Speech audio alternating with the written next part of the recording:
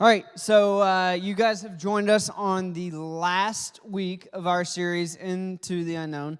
And what's the series about? Into the Unknown. Okay, what's that series, Into the Unknown, about?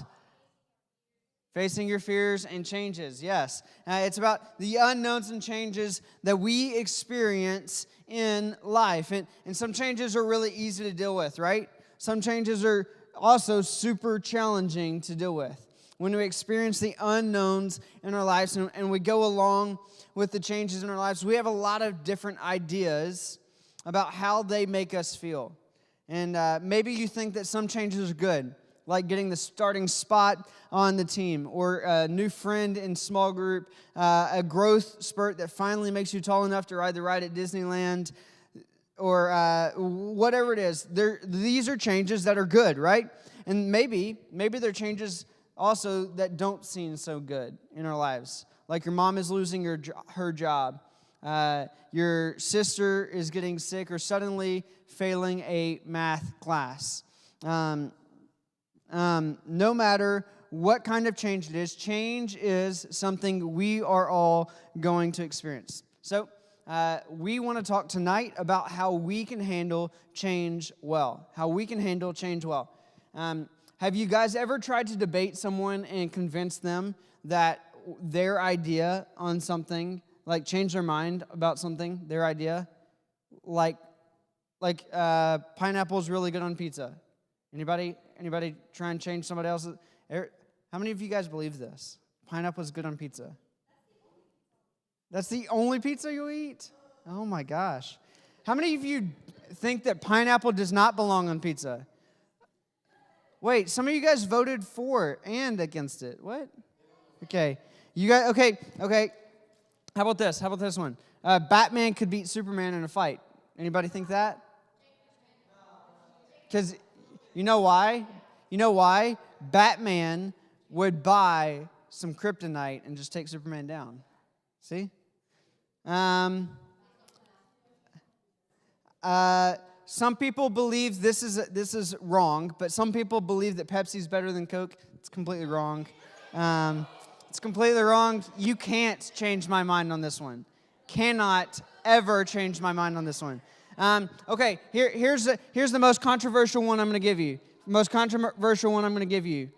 Some people think, not me, some people think, again, not me, that Baby Yoda is not cute. I said it's not me. I said it's not me. I said it's not me. I said it's not me. I said it is not me. I said it's not me. Baby Yoda is cute. I said it's not me. Some people. Have you guys ever tried to change someone's mind? Right? Some people think some crazy things, and some people believe some crazy things, and you try to change their minds. I am so lost. Okay, so let me ask you a question about all this change stuff.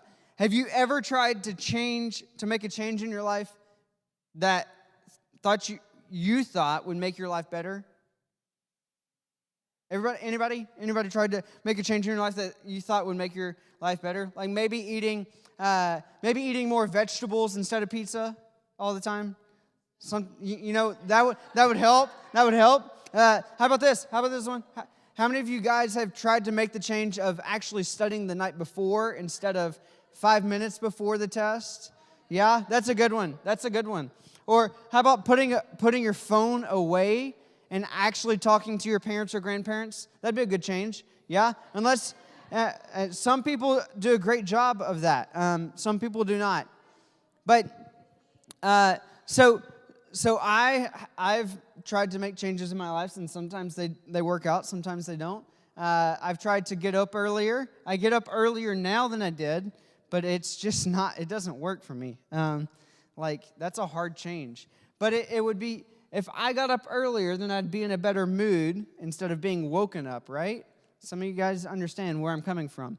But changes in our lives, maybe some of the changes you go through in your lives are the same. And even if it's not the same as what I was talking about, just getting up earlier, I'm sure there are things in your life that you've thought about trying to change. For you, maybe it's school. Maybe you've tried to change the way you are in school. Maybe you know your English grade can improve or your math grade can improve. And so you know it's going to take a lot more time studying, and so you've tried to make the grade better. So you put in the effort. You've tried to change the way you study or do your stuff. And so and maybe instead of studying, instead of playing video games all the time, you just study instead, right?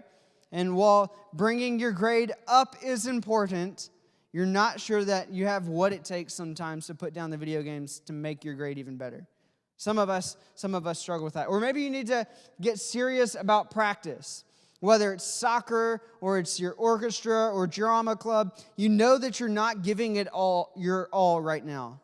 You know that you need to put in just a little bit more effort, and if you put in a little bit more effort, you would actually be able to do good for yourself and for your team.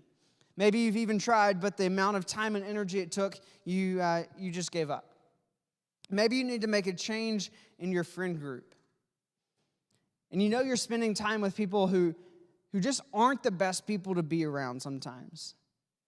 Being around them has changed the way you talk, the way you treat others, the way you act, the choices you make, and not in a good way. But you've been friends a long time with these people. How can I just let these friends go and pick up new friends? Maybe it's a good change, and it just feels like it's an impossible change to make, though. Or maybe this one goes a little bit deeper for you. Maybe you know you've developed some habits in your life that are not helpful. Maybe it's things that you look online at that nobody knows that you look at. Or the hurtful comments you post with your Finsta on social media. Or the things you do in that dating relationship that you think nobody else knows about. Maybe you don't feel comfortable with it, but you just do it. Or maybe it's the things you're curious about or even trying for the first time, like drugs or alcohol, and you just know, I just need to change. You see what I mean? I think we can all come up with something that we need to change in our lives.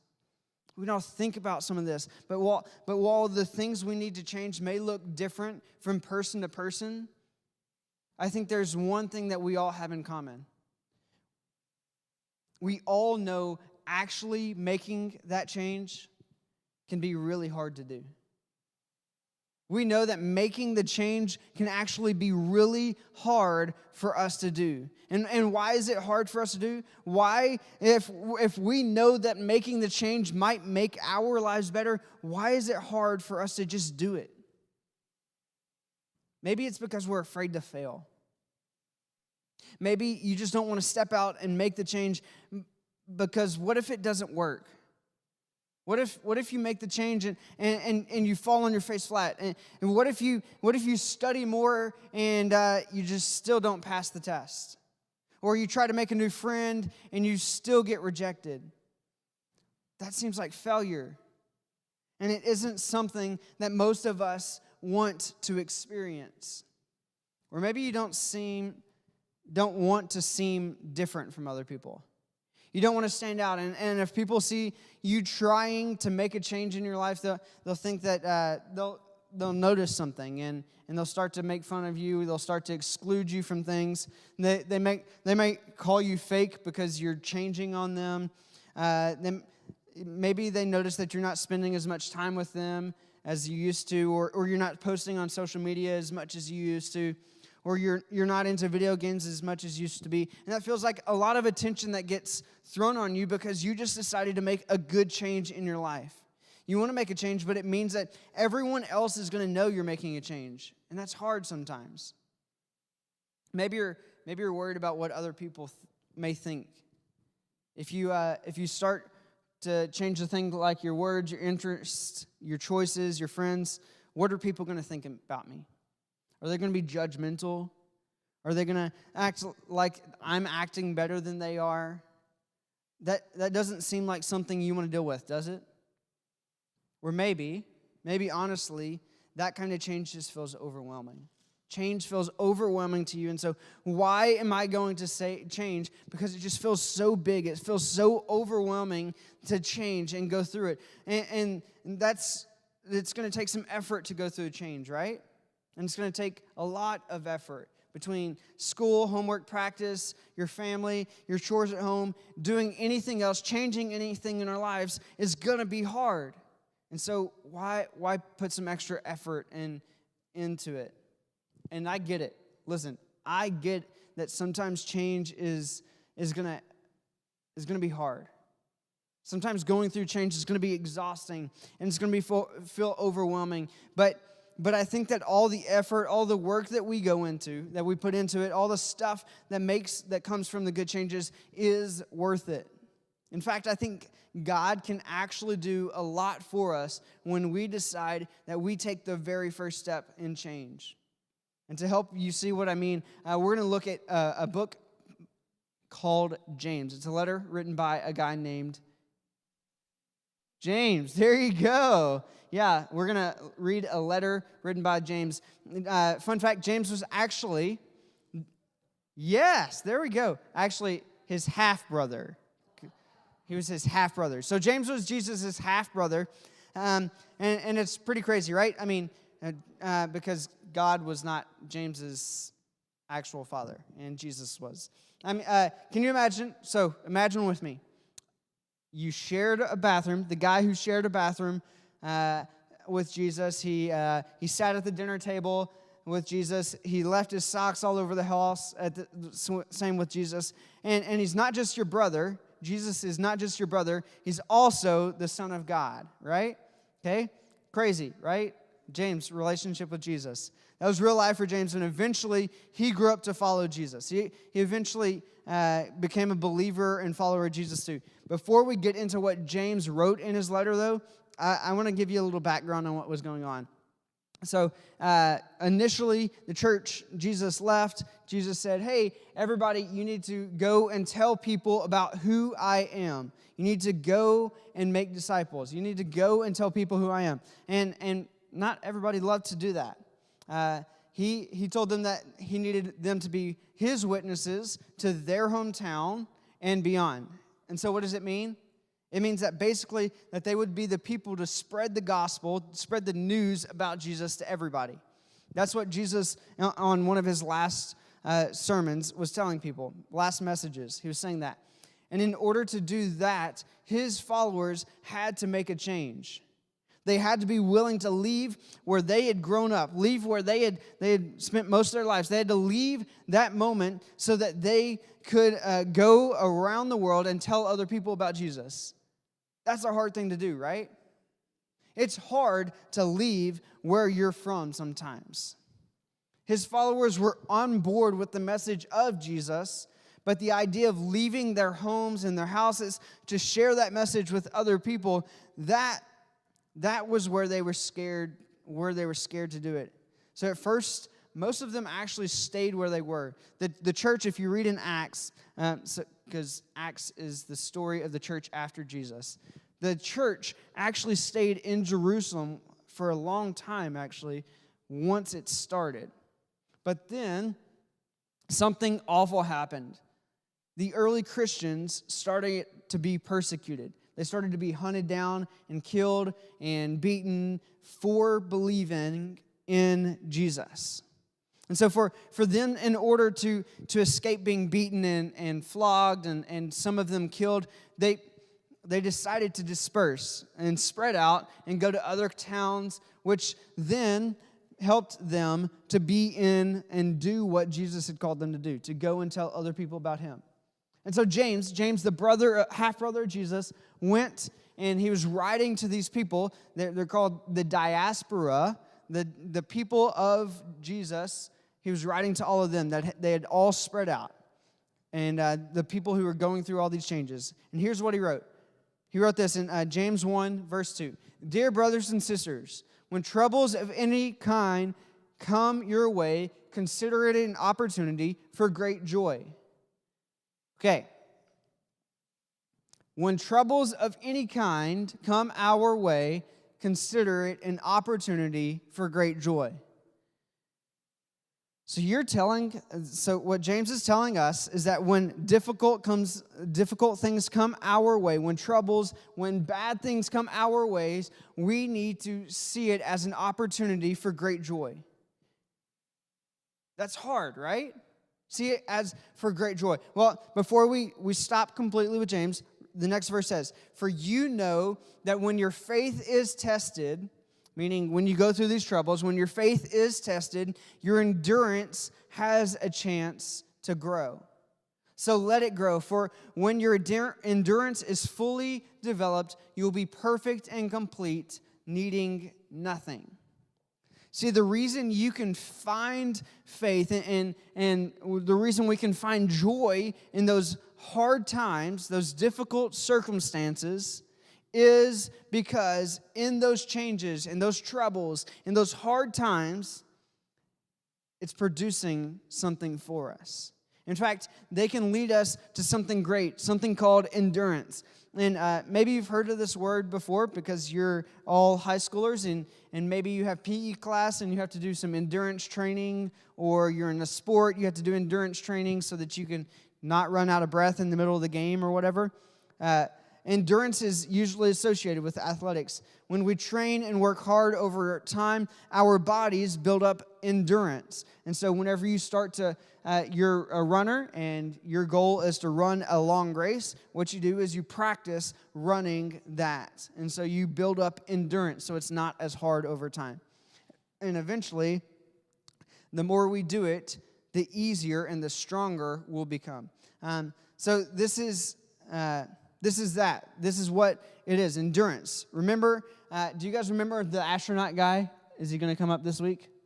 Nope, he's not. We're going to skip all the astronaut. There we go. This astronaut friend we've been talking about all month. I think he can teach us a couple of things, actually. So astronauts, in order to be able to go into space, have to do a lot of endurance training. Because oxygen is so much less up there, they have to train their bodies to use less oxygen sometimes.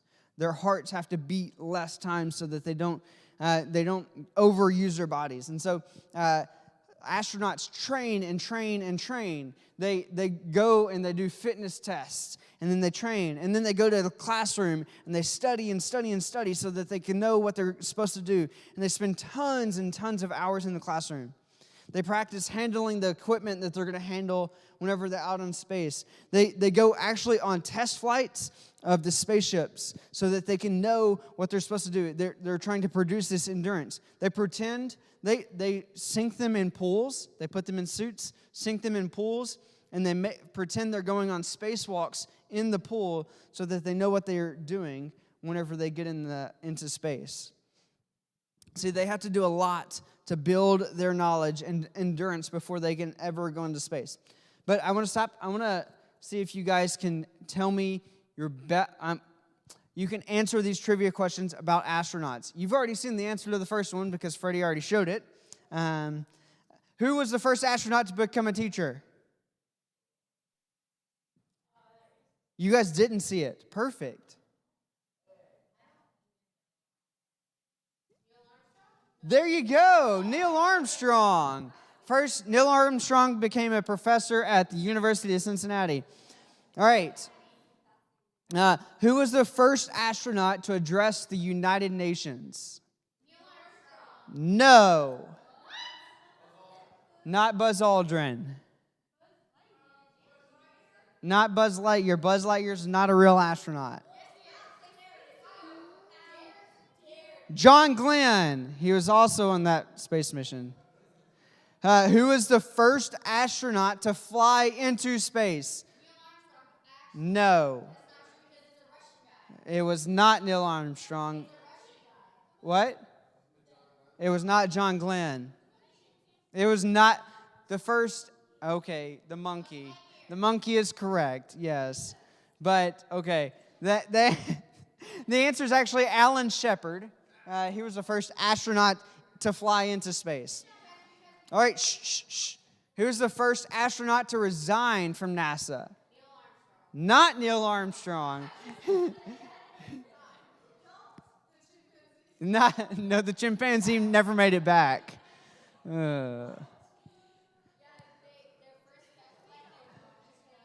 John Glenn. I just said him earlier. John Glenn. That's who did this one. All right. Here was the first astronaut to go into space twice.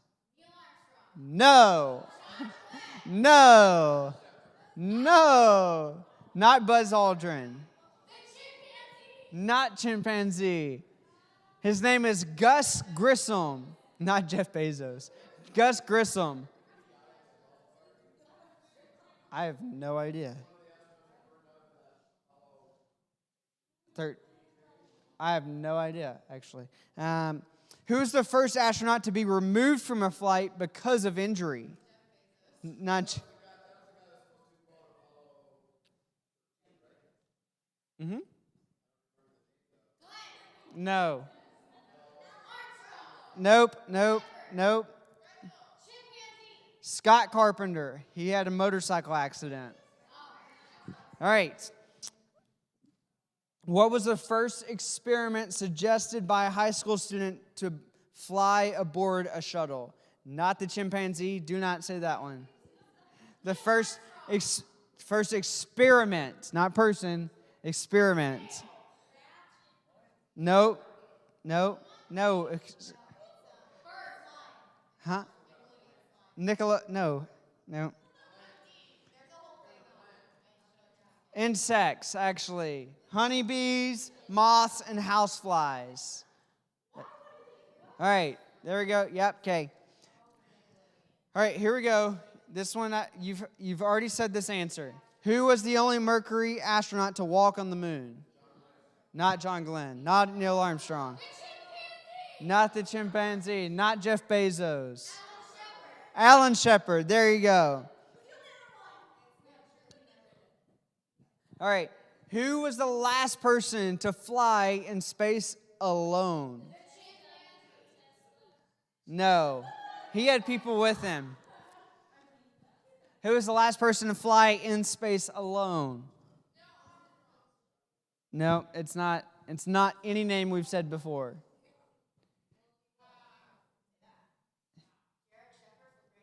No. All right, here we go. Ron Evans. He was the Apollo 17 pilot on Cooper's Mercury flight. There you go. Apollo 17 pilot. I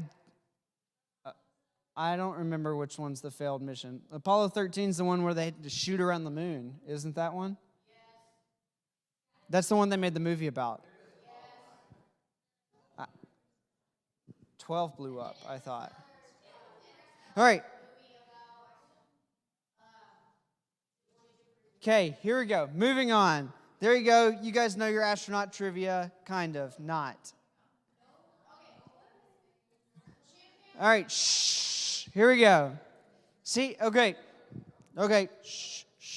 All right. Astronauts have to push themselves super hard, and they have to go push themselves past difficulties to build knowledge, just like you guys just got. Knowledge about astronauts. All of the changes they make and the work they put in makes them better astronauts. It builds their endurance. The endurance James wrote about, and he writes about, is in the same way. When we take a step toward making a change, we're working on building our endurance. When we decide to study more and we get to pass the class, we do it once, then we do it again, and then we do it more and more, and it gets easier and easier the more we do it, right? But it'll never be easy. The more we do it, the more we gain endurance. The more we show up and keep trying and keep working on what we're going through, the easier it will be to go through what we're going through. The more often we put ourselves through changes, maybe it's just the incremental, the small changes that we put ourselves through, the more we'll build up the endurance for the bigger changes. So essentially, James is saying that practice makes perfect. Practice makes perfect. In other words, making and working towards change by pushing through the pain and the hard stuff doesn't just make you better at the thing that you're going through. It actually helps you be better at change. So if you go through change, it'll help you the next time you're going through change. You're developing the kind of endurance that we need to have to help you face any of the unknowns. And see, that's important because change and going into the unknown is something that we're all going to face for the rest of our lives. And so building endurance to be able to get through that and to be able to get through the changes helps us to be able to get through them the next time. And God can use the unknown, the changes in our lives, to make you stronger. God can give us the strength to step out and make positive changes. God can help us be confident during these changes. And I realize that it doesn't get us excited that we're just going to go through changes and continue. And it doesn't get us excited to go through changes. I think we probably feel this way reading James' book, though. People were making change to avoid being killed. And they probably weren't excited that they were having to make this change. But James was reminding them the same thing I want you guys to remember today.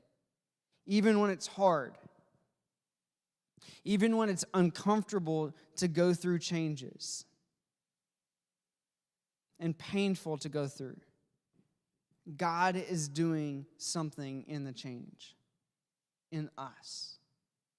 God is doing something in the change in each one of us during this time. And God can use that change to do stuff in us. God can help us and use that change to change us from the inside out, to make us want to be able to try the next time that a change approaches us, to make us not be scared to go through the change. You see, God can use the unknown to make us stronger. And I want to encourage you to try a couple things this week. First, name one area of your life that you need to see change. Name one area of your life that you want to see change. Maybe it's in your grades, your friend group, whatever it is, name that one area and commit to doing that change. Then I want you to just take one step forward to making that change. Maybe if you're wanting to improve your grades, maybe take one step forward by actually studying for the test or doing your homework or taking time to go meet someone else at the lunch table or whatever it is, take one step toward making that change. Even if it's difficult, I want to encourage you to try. And then, number 3, try it again. Now that you've gone through it once, it'll make it easier to go through it again. Going through change is never easy the first time, but the more you go through it, the easier it will be. And so if you're making a change to try and pass your class or bring your grades up, and instead of just trying to study for 15 minutes this day, try and study for 30 minutes the next. And make the change. Keep on trying. And believe that God can use the unknown, the changes in your life, to make you stronger. And change and going through the unknown can be scary. And that's why you guys are in groups. Because when you're going through changes in your lives, when you're going through the unknown, when you're going through things that you don't always want to go through, know that you're in a group. You're in a group of people who can help you go through those things. I'm going to pray, and then we're going to sing one more song before you guys go into small groups. So let's pray. God, thank you for this opportunity to come together to worship you. God, for us to be a part of your church. God, we thank you that as we go through challenges, as we go through changes, as we go through the unknown, God, that you are continuing to give us endurance to be able to go through the changes that we're supposed to go through, God. God, we love you and we thank you